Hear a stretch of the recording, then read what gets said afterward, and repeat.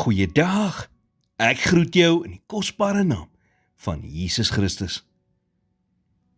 Jy's dalk vandag op 'n goeie plek in jou lewe, maar iewers kom klop teëspoed aan ons almal se deure.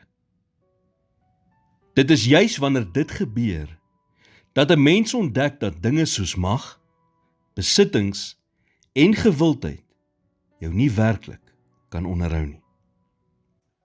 As mag dit kon doen, sou Joseph Stalin nie so paranoïes gewees het, dat hy 'n soldaat aangestel het om sy teesakkies te bewaak nie. As besittings dit kon doen, sou vrees nie veroorsaak het, dat die miljardêr Howard Hughes soos 'n kluisenaar moes leef en stoksiel alleen moes sterf nie. As gewildheid dit kon doen, sou John Lennon se biografie hom nie beskryf het as 'n vreesaanjaende man, wat met ligte aangeslaap het en bang was vir kieme nie.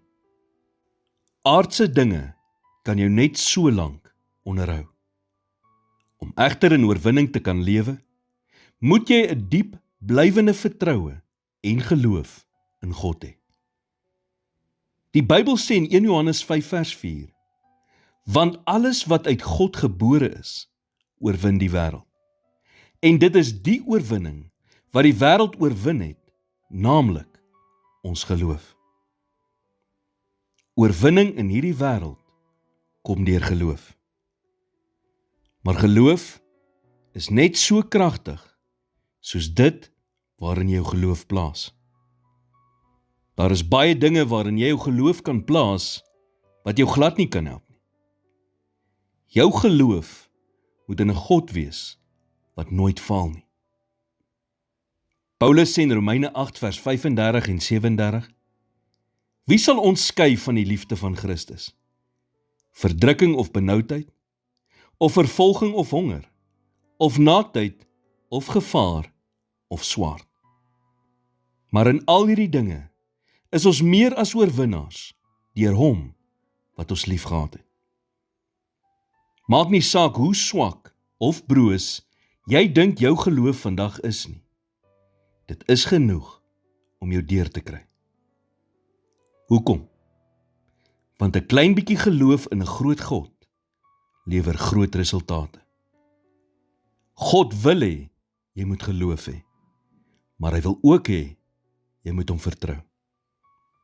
Elke klein treetjie wat jy na Christus toe gee, vat jou verder weg van twyfel, ontmoediging en wanhoop. So neem vandag 'n tree vorentoe in geloof. Geloof is die krag om te oorwin.